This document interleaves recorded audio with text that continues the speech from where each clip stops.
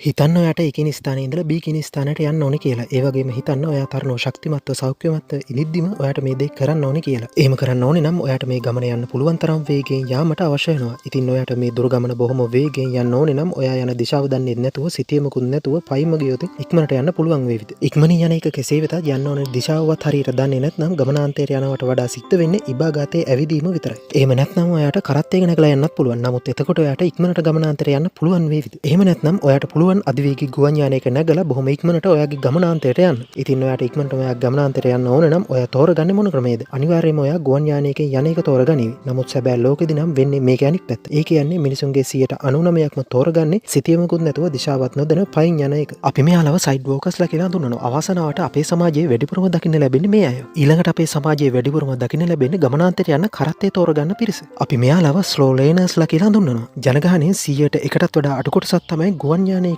යන එක තෝරගන්නේ. අපි මෙයාලට තමයි ෆාස්ට් ලේනර්ස්ලා කියලා කියන්නේ. අපි මේ වීඩියෝ එකෙන් කතා කරමු බොහොම ඉක්මනට වේගයෙන් අපේ ෆයිනෑන්ෂල් ගෝල් එකට. ඒ කියන්නේ අපේ මූල්‍යමය නිදහසට ළඟා වෙන්නේ කොහොමද කියලා.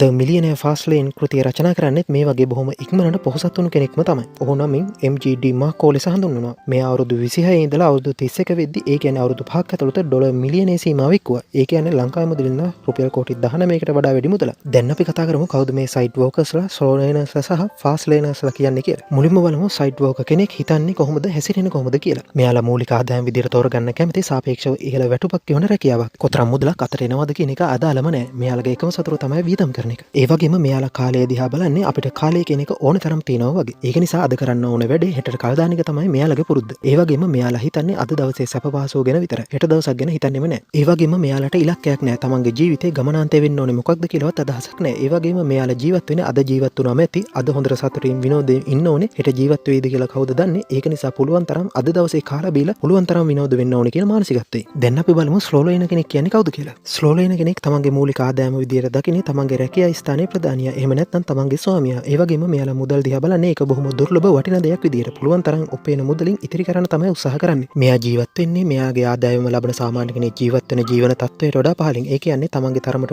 මුදල් උපයන කෙනෙක් සාමාන්‍ය වියදම් කරන මුදලටත් වඩා අඩුවෙන් තමයි මෙයා වියදම් කරන්නේ. ඒ වගේම මෙයා බොහොම කැමති තමන්ගේ කාලය මුදල් වෙනුවෙන් වැය කරන්න. ඉතා ඉහළ වැටුපක් ගෙවන රැකියාවක් ලබා ගැනීම සඳහා මෙයා බොහොම කැමැත්තෙන් තමන්ගේ ජීවිතෙන් අවුරුදු 20ක් 25ක් විතර අධ්‍යාපනය සඳහා වැය කරන්න ලෑස්ති. මෙයාගේ ජීවිතයේ ඉලක්කය තමයි කවදා හරි තමන් විශ්‍රාම යන දවසට සල්ලි ගොඩකුත් එක්ක විශ්‍රාම යන්න. ඒ කියන්නේ මූල්‍යමය වශයෙන් බොහොම සුරක්ෂිතව විශ්‍රාම ගැනීම. ඒ වගේම මෙයාලා ජීවිතයේ දිහා බලන්නේ බොහොම යථාර්ථවාදී විදියට. ඒක නිසා ලොකු ලොකු හීන දකින්නේ නැහැ. ඒ වගේම විශ්වාස කරනවා බොහොම චාම් විදියට ජීවත් වුණොත් ඒ වගේම මුදල් නැති වෙන්න පුළුවන් අවදානම් දේවල් නොකර හිටියොත් කවදා හෝ විශ්‍රාම ගන්න දවසට ලොකු මුදලකුත් එක්ක විශ්‍රාම ගන්න පුළුවන් වෙයි කියලා. දැන් අපි බලමු ෆාස්ට් ලේනර් කෙනෙක් කියන්නේ කවුද කියලා. ෆාස්ට් ලේනර් කෙනෙක් තමන්ගේ මූලික ආදායම විදියට දකින්නේ තමන්ගේ ව්‍යාපාර ජාලය සහ ආයෝජනය. ඒ වගේම මෙයා මුදල් දකින්නේ බොහොම සුලභ දෙයක්, හැමතැනම ඕන තරම් තියෙන දෙයක් විදියට. ඒ වගේම මෙයා මුදල් දකින්නේ යම් කිසි කෙනෙක් තමන්ගේ පාරිභෝගිකයන්ට කෙතරම් වටිනාකමක් ලබා දෙනවද කියන එක පෙන්වන දර්ශකයක් විදියට. ඒ කියන්නේ යම් කෙනෙක් මිනිසුන්ට කෙතරම් හොඳ සේවයක් හෝ භාණ්ඩයක් ලබා දෙනවද, මිනිසුන්ට කොතරම් වටිනාකමක් ලබා දෙනවද, කොතරම් මිනිසුන්ගේ අවශ්‍යතා ඉටු කරලා එයාලව සතුටු කරනවද කියන එක මත එයාට ලැබෙන මුදල් ප්‍රමාණය තීරණය වෙනවා කියලා තමයි මෙයාලා විශ්වාස කරන්නේ. ඒ වගේම මෙයාත් බොහොම චාම් විදියට ජීවත් වෙන කෙනෙක්. මෙයා තරම් ආදායමක් ලබන කෙනෙක් සාමාන්‍ය වියදම් කරනවට වඩා අඩුවෙන් තමයි මෙයා වියදම් කරන්නේ. ඒ වගේම එයාලට වඩා තමන්ගේ ජීවන තත්ත්වය අඩුවෙන් තමයි පවත්වාගෙන යන්නේ. නමුත් මෙයාලා හැමතිස්සෙම උත්සාහ කරනවා තමන්ට ලැබෙන ආදායම වැඩි කරගන්න. ඒ මගින් දැනට තමන් ඉන්න තත්ත්වයට වඩා ඉහළ ජීවන තත්ත්වයකට පත් වෙන්න. ඒ කියන්නේ තමන්ගේ ආදායමට ගැලපෙන තත්ත්වයේ කෙනෙක්ගේ ජීවන තත්ත්වයට වඩා පහළින් මෙයාලා ජීවත් වුණොත් තමන්ගේ ආදායම වැඩි කර ගැනීම මගින් තමන්ගේ ජීවන තත්ත්වයත් වැඩි කරගන්න මෙයාලා උත්සාහ කරනවා. මේක තවත් උදාහරණයකින් පැහැදිලි කරනවා නම් හිතන්න රුපියල් 50000ක ආදායමක් ලබන කෙනෙක් සාමාන්‍යයෙන් ජීවත් වීම සඳහා රුපියල් 20000ක් වියදම් කරනවා කියලා. ඒ වගේම මේ ස්ලෝ ලේනර්ස්ලා සහ ෆාස්ට් ලේනර්ස්ලා කියන දෙකොල්ලටම ලැබෙන්නේ රුපියල් 50000යි නම් මේ දෙකොල්ලම රුපියල් 15000ක් වගේ තමයි වියදම් කරන්නේ. ඒ කියන්නේ රුපියල් 20000ට අඩුවෙන් තමයි ඔවුන්ගේ ජීවන තත්ත්වය පවත්වා ගැනීමට වියදම් කරන්නේ. සයිඩ් වෝකර් කෙනෙක්ට රුපියල් 50000ක් ලැබෙනවා නම් එයා මේ 50000ම වියදම් කරනවා තමන්ගේ ජීවන තත්ත්වය පවත්වා ගන්න. ඒ වගේම තමන්ගේ ඕනෑ එපාකම් වලට වියදම් කරන්න, තව ණය මුදලකුත් ලබා ගන්න මෙයාලා කිසිසේත්ම පැකිලෙන්නේ නැහැ. නමුත් ෆාස්ට් ලේනර් කෙනෙක්ට තමන්ට රුපියල් 50000ක් ජීවත් වීම සඳහා වියදම් කිරීමට අවශ්‍ය නම් එයා කරන්නේ එයාගේ ආදායම 1,70,000කට වඩා වර්ධනය කරගන්න එක. ඒ වගේම ෆාස්ට් ලේනර් කෙනෙක් තමන්ගේ ලොකුම වත්කම විදියට දකින්නේ ඔහුගේ කාලය. ඔහු හැමතිස්සෙම උත්සාහ කරනවා ඔහු වැය කරන කාලය සහ ඔහුට ලැබෙන ආදායම අතර ඇති සම්බන්ධතාවය නැති කරලා දාන්න. ඒ කියන්නේ පැසිව් ඉන්කම් එකක් ඇති කරගන්න. ඒ කියන්නේ තමන් තමන් නිදාගෙන හිටිය තමන්ට මුදල් ලැබෙන මාර්ග නිර්මාණය කරන්න තමයි මෙයාලා මහන්සි වෙන්නේ. ඒ වගේම මෙයාලගේ ජීවිත ඉලක්කය තමයි ජීවිත කාලයටම ප්‍රමාණවත් තරම් පැසිව් ඉන්කම් එකක්. ඒ කියන්නේ අක්‍රීය ආදායමක් ව්‍යාපාර සහ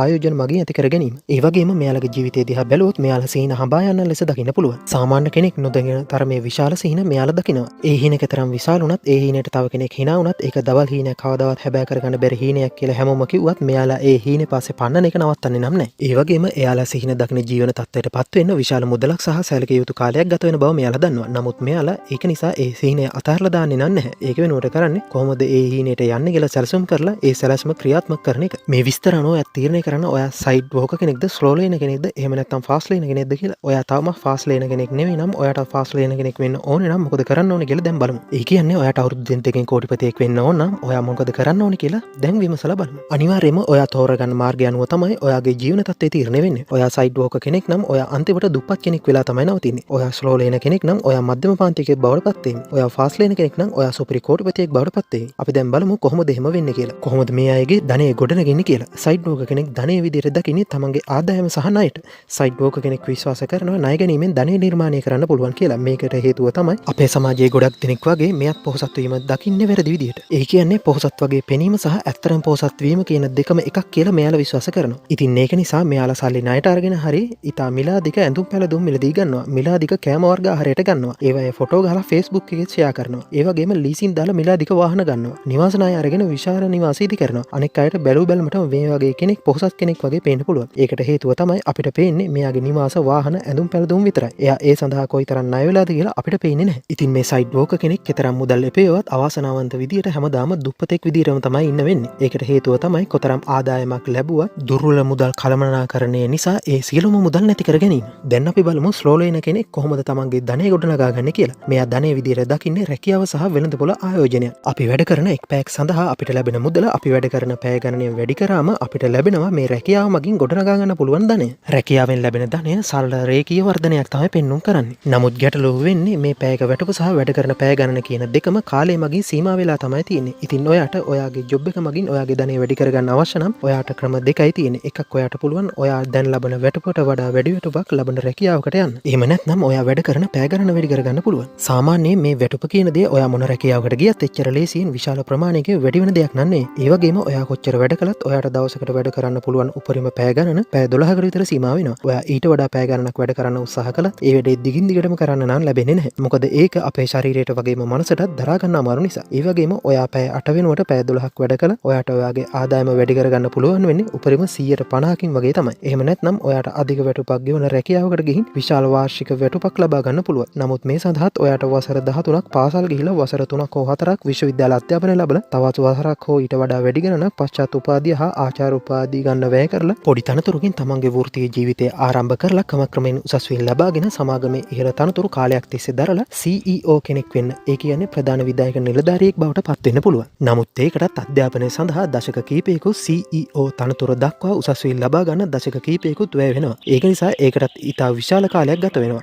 ජොබ් එක කියලා කියන්නේ ස්ලෝ ලේන කෙනෙක් ධනය උපයා ගන්න එක් ක්‍රමයක් විතරයි. අනෙක් ක්‍රමය තමයි මාකට් ඉන්වෙස්ට්මන්ට් කියලා කියන්නේ. මේකට කොටස් වෙළඳපොළ ඇතුළුව ආයෝජනය කරන්න පුළුවන් සියලුම වෙළඳපොළවල් ඇතුළත් වෙනවා. උදාහරණ විදියට ෆොරෙක්ස් මාකට් එක, ක්‍රිප්ටෝ මාකට් එක දක්වන්නත් පුළුවන්. නමුත් මෙහිදී ප්‍රධානව සලකලා තියෙන්නේ ෂෙයා මාකට් එක ගැන. ෂෙයා මාකට් එකේ ආයෝජනය කිරීමෙන් ලැබෙන මුළු මුදල සමාන වෙන්නේ ආයෝජිත මුළු මුදල වාර්ෂික වර්ධනය සහ කාලය යන තුනේ ගුණිතයට. මේ වෙළඳපොළ ආයෝජනයේ ධනය වර්ධනය වීම ඝාතීය වර්ධනයක් තමයි පෙන්වන්නේ. ඒ කියන්නේ J අකුරේ හැඩේ වර්ධනයක් තමයි පෙන්වන්නේ. නමුත් රැකියාවෙන් ධනය වර්ධනය වීම සරල රේඛීය වර්ධනයක් විදිහට තමයි පෙන්වන්නේ. ඒකට හේතුව තමයි කාලයත් සමග පොලියට පොලිය එකතු වීම. අපි මේකට කම්පවුන්ඩ් ඉන්ටරෙස්ට් එක කියලා කියනවා. ඇල්බර්ට් අයින්ස්ටයින් පවා මේ කම්පවුන්ඩ් ඉෆෙක්ට් එක ලෝකයේ 8 වෙනි පුදුමය කියලා කියනවා. ධනය වර්ධනය කිරීමට ඉතා යෝග්‍ය මාර්ගයක් කියලා මේක හඳුන්වනවා. නමුත් ගැටලුව වෙන්නේ කම්පවුන්ඩ් ඉන්ටරෙස්ට් එකත් කාලය සමග බැඳී තියෙන දෙයක් වීම. මොකද කිව්වොත් මේ කොටස් වෙනදවල ආයෝජනයේ කැපී පෙනෙන ලෙස ධනය වර්ධනය වෙන්න පටන් ගන්න සැලකිය යුතු කාලයක් වැය වුණාට පස්සේ. මොකද මේ විදිහට සැලකිය යුතු වර්ධනයක් පෙන්වන්න සැලකිය යුතු තරම් විශාල මුදලක් දක්වා අපේ ආයෝජනයේ මුදල වර්ධනය වෙලා තියෙන්න ඕනේ. ඔයාට මේක තවත් උදාහරණකින් පැහැදිලි කරනවා නම් මේ වගේ ඝාතීය වර්ධනයක් කොටස් වෙළඳපොළේ වගේම වෛරස් රෝග පැතිරීමේදීත් අපිට බලා ගන්න පුළුවන් වෙනවා. ඔයාට මේ ප්‍රස්ථාරයෙන් පේනවා ඇති ඇමරිකාවේ පළමු දින 15 ඇතුළත කොරෝනා වෛරස් රෝගීන් වාර්තා වීම 10ක් 11ක් වගේ ඉතාමත් අඩු වගේක තිබිලා දින 17න් පස්සේ වගේ තමයි අතිවිශාල වර්ධනයක් පෙන්නලා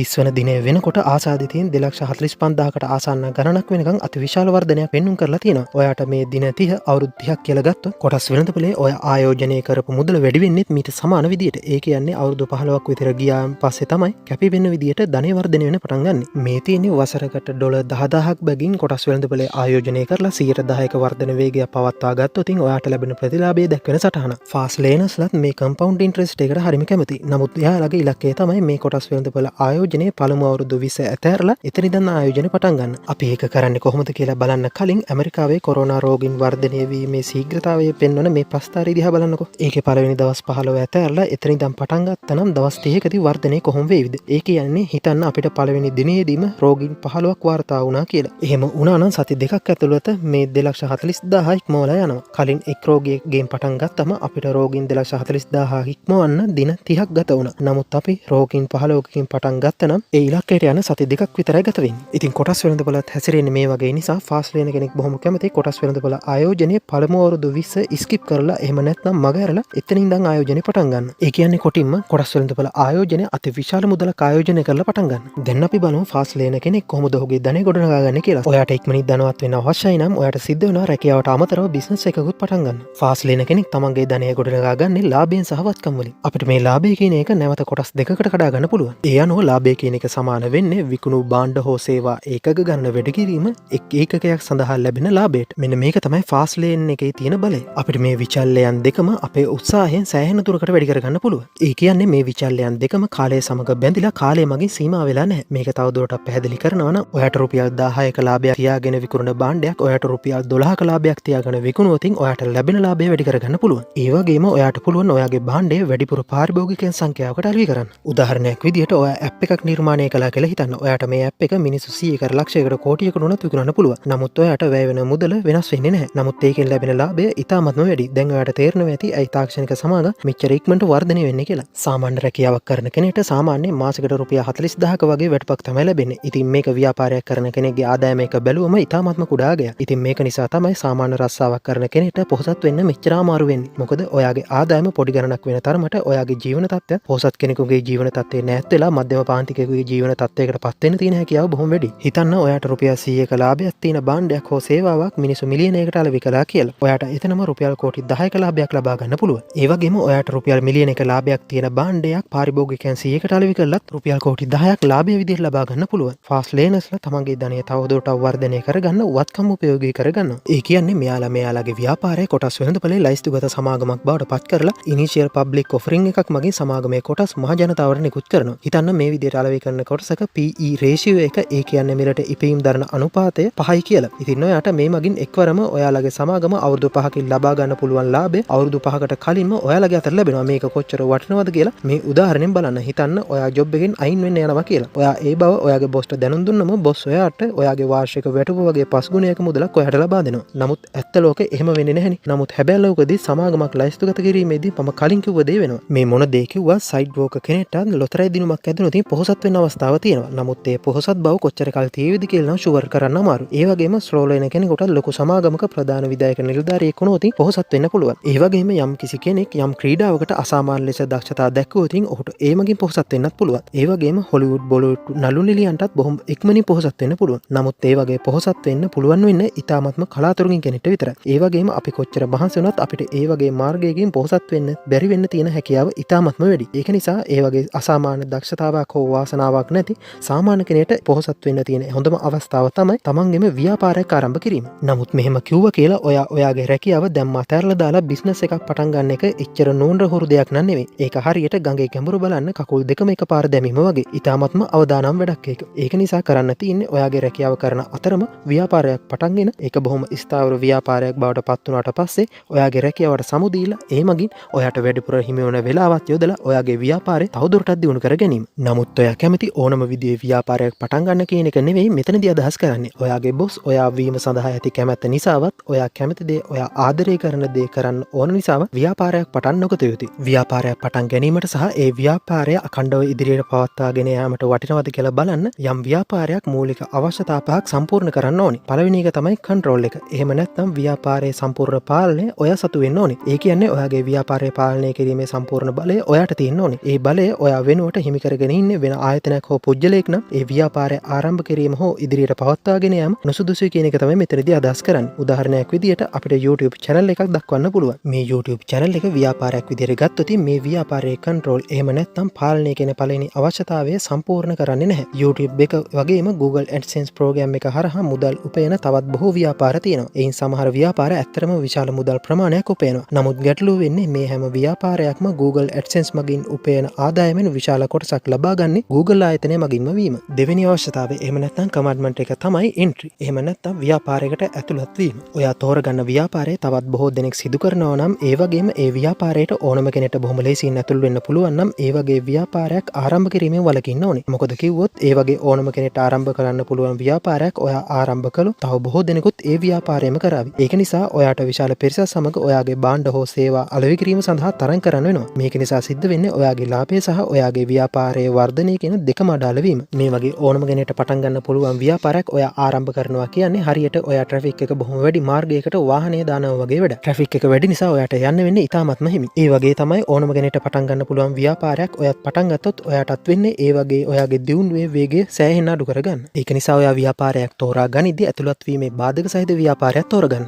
ඒ කියන්නේ කෙනෙකුට ලේසියෙන් ඇතුළත් වෙන්න බැරි ව්‍යාපාරයක් තෝරගන්න. උදාහරණයක් විදිහට යම් ව්‍යාපාරයක් ආරම්භ කිරීමට යම් විශේෂඥ දැනුමක් අවශ්‍ය නම් එහෙම නැත්නම් ඉතා විශාල මුදල් ප්‍රමාණයක් ව්‍යාපාරය ආරම්භ කිරීමට අවශ්‍ය නම් එහෙමත් නැත්නම් ඒ සඳහා විශේෂ පුජ්‍යලයන් සමග සම්බන්ධතා ඒ කියන්නේ කන්ටැක්ට් වීම අවශ්‍ය නම් අන්න ඒ වගේ ව්‍යාපාරයක් කෙනෙක්ට ලේසියෙන් ආරම්භ කරන්න බෑ. ඒක නිසා ඒ වගේ ව්‍යාපාරයක් ඔයා ආරම්භ කළොත් ඔයාට ඉන්න තරංකරුවන් ප්‍රමාණය අඩු නිසා ඔයාට බොහොම ලේසියෙන් වැඩිපුර ලාභයක් ඒ ව්‍යාපාරයෙන් ලබා ගන්න පුළුවන්. ඒ වගේම ඔයාගේ දියුණුවත් බොහොම වේගවත් එකක් කරගන්න පුළුවන්. තුන්වෙනි කමාන්ඩ්මන්ට් එක තමයි need. එහෙම නැත්නම් අවශ්‍යතාවය. ඒ කියන්නේ ඔයා වැඩිපුර කැමති දේ, ඔයා වැඩිපුර ආදරය කරන දේ ව්‍යාපාරයක් විදිහට ආරම්භ කිරීම නොකළ යුතුයි. මොකද මිනිසුන්ට වැඩක් නැහැ. ඔයා මොකටද ආදරය කරන්නේ කියන එක. මිනිසුන්ට අවශ්‍ය වෙන්නේ එයාලගේ අවශ්‍යතාවයට, එයාලගේ ගැටලු වලට ඔයා විසඳුමක් සපයනවද කියන එක විතරයි. ඒ වගේම ඔයා කැමති ඔයා ආදරය කරන විදිහේ ව්‍යාපාරයක් ආරම්භ කරනවා නම් ඔයා නැවතත් ඇතුල් වෙන්නේ බොහොම විශාල ප්‍රමාණයක තරංකරුවන් පිරිසක් සිටින ව්‍යාපාර ක්ෂේත්‍රයකට. ඒකට හේතුව තමයි ඔයා යම්කිසි ව්‍යාපාරයකට කැමති නම් ආදරේ නම් අනිත් හැමෝමත් ඒ ව්‍යාපාරයට කැමති වෙන්න ආදරය කරන්න තියෙන ඉඩකඩ බොහොම වැඩි. ඒක නිසා එයාලත් ඒ ව්යාපාරය ආරම්භ කරන්න තියෙන ඉඩ බොහොම වැඩි. ඒක නිසා සරලම දේ තමයි ඔයා මිනිසුන්ට වැඩි වටිනාකමක් තියෙන භාණ්ඩයක් හෝ සේවාවක් ලබා දෙන තරමට ඔයා පොහොසත් වෙන්න තියෙන ඉඩකඩත් වැඩි. මිලියන ගණනකගේ ජීවිතයට බලපාන ධනාත්මක දෙයක් කළොත් ඔයත් ලේසියෙම මිලියන ගණන් හොයාගනීවි. සමහර විට බිලියන ගණන් වුණත් හොයාගන්න පුළුවන් වේවි. හරියට මාර්ක් සකර්බර්ග් Facebook සමාගම් මගේ මිනිසුන්ගේ ජීවිත වෙනස් කරා වගේ. ස්ටිව් ජොබ් Apple iPhone එක මගේ මිනිසුන්ගේ ජීවිත වෙනස් කරා වගේ. කොටින්ම කිව්වොත් ඔයාට ඉක්මනට පොහොසත් වෙන්න අවශ්‍ය නම් ඔයා ඉක්මනින්ම මිනිසුන් වැඩි පිරිසකගේ සාක්කු වලින් සල්ලි එළියට ඇදලා ඔයාගේ අතට ගන්න ඕනේ. ඉතින් මිනිස්සු එයාලගේ සල්ලි ඔයාට දෙන්න නම් ඒ සඳහා සාධාරණ වටිනාකමක් තියෙන භාණ්ඩයක් හෝ සේවාවක් ඔයා ඒ මිනිසුන්ට සපයන්න ඕනේ. ඒක ඒ තරම්ම සරලයි. එහෙම නොකර ඔයා කැමති දේ, ඔයා ආදරය කරන දේ කළා කියලා මිනිස්සු එයාලගේ සල්ලි ඔයාට දෙන්නේ නම් නැහැ. හතරවෙනි කමාන්ඩ්මන්ට් එක තමයි ටයිම් එක. ඒ කියන්නේ කාලය. ඒ කියන්නේ ඔයා ව්‍යාපාරය ආරම්භ කරලා යම්කිසි කාලයක් ගියාම ඔයා ව්‍යාපාර කටයුතු වලින් සම්පූර්ණයෙන්ම අයින් වුණත් ව්‍යාපාරයට තනිව නැගී සිටින්න හැකියාවක් තියෙන්න ඕනේ. ඔයා නිර්මාණය කරන්න ඕනේ ඔයාගේ කිසිම දායකත්වයක් නැතුව වුණත් නොනැසී ඉන්න පුළුවන් ව්‍යාපාරයක්. ඒ කියන්නේ පැසිව් ඉන්කම් එකක්. එහෙම නැත්නම් අක්‍රීය ආදායමක් තමයි ඔයා නිර්මාණය කරන්න ඕනේ. එහෙම නැත්නම් ඔයා මේ නිර්මාණය කරලා තියෙන්නේ ව්‍යාපාරයක් නෙමෙයි. ඔයා මේ නිර්මාණය කරලා තියෙන්නේ ස්වයං රැකියාව. මොකද වඩා වැදගත් වෙන්නේ සල්ලි නෙවෙයි. වඩා වැදගත් වෙන්නේ කාලය. අපිට තියෙන සල්ලි ප්‍රමාණය අපිට වැඩි කරගන්න පුළුවන්. නමුත් අපේ ජීවිත කාලය අපිට එක තප්පරයකින් වැඩි කරගන්න හැකියාවක් නැහැ. පස්වෙනි කමාන්ඩ්මන්ට් එක තමයි ස්කේල් එක. ඒ කියන්නේ ප්‍රමාණය. මේ යටතේ මේ කෘතියේ කතා කරන ප්‍රධානම දේ තමයි the law of affection කියන්නේ. ඒ කියන්නේ ඔයාගේ යම්කිසි භාණ්ඩයක් හෝ සේවාවක් මිනිසුන්ගේ ජීවිතයට බලපාන්නේ කොහොමද කියන කාරණේ. මූලිකවම ඔයාට ඔයාගේ ව්‍යාපාරය මගින් කෝටිපතියෙක් වෙන්න අවශ්‍ය නම් දේවල් දෙකක් කරන්න පුළුවන්. එකක් තමයි මැග්නිටියුඩ් එක. අනිත් එක තමයි ස්කේල් එක. මැග්නිටියුඩ් කියලා කියන්නේ ඔයාගේ එක පාරිභෝගිකයට කෙතරම් මුදලක් වටිනා සේවාවක් හෝ භාණ්ඩයක් සපයනවද කියන එක. ඒ කියන්නේ ඔයාගේ එක පාරිභෝගිකයෙක් ඔයාගේ එක භාණ්ඩයක් හෝ සේවාවක් මිලදී ගැනීමට ගෙවීමට කැමති මුදල. ස්කේල් කියලා කියන්නේ ඔයා මේ වගේ පාරිභෝගිකයන් කීයකට ඔයාගේ භාණ්ඩ හෝ සේවා සපයනවද කියන එක. ඒ කියන්නේ ඔයාගේ පාරිභෝගිකයන් ගණන. සරලවම කිව්වොත් ඔයාට ඉක්මනට පොහොසත් වෙන්න ඕනේ නම් ඔයාට මේ මැග්නිටියුඩ් හෝ ස්කේල් කියන දෙකෙන් එකක්වත් සැලකිය යුතු මට්ටමකට වර්ධනය කරගන්න වෙනවා. අපි උදාහරණයකින් මේක තවත් පැහැදිලි කරගනිමු. හිතන්න ඔයාලගේ ගෙදරම පුංචි රොටි කඩයක් දැම්ම කියලා. ඔයාට මේ එක රොටියක් අලෙවි කිරීමේ රුපියල් 5ක ලාභයක් ලැබෙනවා. ඒ කියන්නේ ඔයාට මේ බිස්නස් එකේ මැග්නිටියුඩ් කියන එක නැති වෙලා තියෙනවා. ඒ කියන්නේ ඔයාගේ එක් භාණ්ඩයක් සඳහා ඔයාට ලැබෙන ලාභය බොහොම අඩුයි. ඒ වගේම අනිත් පැත්තට ස්කේල් එකත් බොහොම අඩුයි. මොකද ඔයාට බෑ ඔයාගේ ගෙදර ඉඳන් දවසකට රොටි 10000ක් විතර විකුණන්න. ඒක නිසා මේ බිස්නස් එක ස්කේල් කියන කමාන්ඩ්මන්ට් එකේ අංග දෙක වන මැග්නිටියුඩ් සහ ස්කේල් කියන දෙකම සමත් වෙලා තියෙනවා. හිතන්න ඔයා එහෙම නැතුව වාහන බිස්නස් එකක් පටන් ගත්තා කියලා. ඒත් ඔයාගේ මේ බිස්නස් එකේදීත් ස්කේල් එක බොහොම අඩු වගේක් ගන්නවා. මොකද ඔයාට වාහන 10000ක් විතර දවසකට විකුණන්න බෑනේ. වැඩිමුණොත් වාහනයක් දෙකක් උපරිම විකුණන්න පුළුවන් වෙයි. නමුත් මේ ව්‍යාපාරයේ මැග්නිටියුඩ් එක සැලකිය යුතු තරමේ විශාල අගයක් ගන්න. මොකද ඔයාට මේ එක වාහනයක් කලවි කිරීමෙන් ලක්ෂ 4ක විතර ලාභයක් ලබා ගන්න පුළුවන්. ඒක නිසා ඔයා දවසට එක වාහනයක් එහෙම නැත්නම් සතියකට එක වාහනයක් විකුණුවත් ඔයාට ඒ මගින් අතිවිශාල ලාභයක් ලබා ගන්න පුළුවන්. මේක නිසා ඔයාට පුළුවන් වෙනවා මේ බිස්නස් එක මගින් ඉක්මනට පොහොසත් වෙන්න. එහෙම නැත්නම් ඔයාට පුළුවන් ලෙදර් වලින් ලස්සන මුදල් පසුබිම් හදලා ඒවා eBay එක හරහා අලෙවි කරන්න. හිතන්න ඔයාට මේ එක මුදල් පසුබිමක් සඳහා රුපියල් 100ක ලාභයක් තියෙනවා කියලා. ඒ කියන්නේ මේ බිස්නස් එකේ මැග්නිටියුඩ් එක සැලකිය යුතු ලෙස කුඩා අගයක් ගන්නවා. මොකද ඒක භාණ්ඩයක් අලෙවි කිරීමෙන් ලැබෙන්නේ බොහොම පොඩි ලාභයක්. නමුත් ඔයා මේක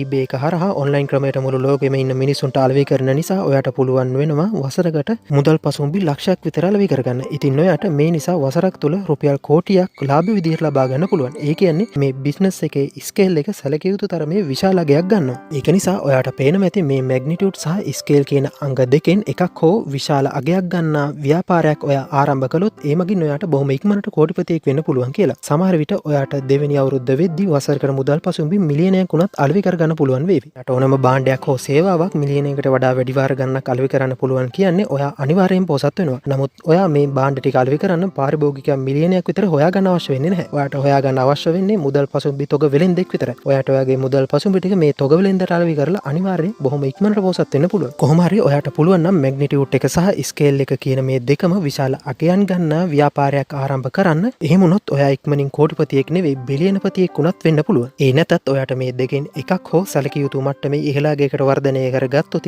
ඔයාට බිලියනපතියෙක් වීමේ සිහිනය සැබෑ කරගන්නත් අවස්ථාව තියෙනවා. හොඳට බලන්න මේ ලෝකේ ඉක්මනට පොහොසත් වුණු අය දිහා. එයාලා ඔක්කොම මේ ක්‍රමයට තමයි පොහොසත් වෙලා තියෙන්නේ. දැන් අපි අද වීඩියෝ එකේ සාරාංශය දිහාට හැරෙමු. ඔයා හිතන්නේ සයිඩ් බ්‍රෝකර් කෙනෙක් විදියටද, ස්ලෝ ලේන කෙනෙක් විදියටද, එහෙම නැත්නම් ෆාස්ට් ලේන කෙනෙක් විදියටද කියන එක මත ඔයාගේ ධනය කොච්චරද කියන එක තීරණය වෙවි. ඔයා විශ්වාස කරන දේ, ඔයා හිතන දේ අනුව තමයි ඔයාගේ ක්‍රියාවන් තීරණය වෙන්නේ. ඔයාගේ ආකල්ප ෆාස්ට් ලේන කෙනෙක් විදියට වෙනස් කරගත්තොත් ඔයාට පුළුවන් ඔයාගේ හීනය ඉක්මනටම සැබෑ කරගන්න. සයිඩ් බ්‍රෝකර් කෙනෙක් දිශාගත වෙලා තියෙන්නේ දුප්පත් කෙනෙක් වෙන්න.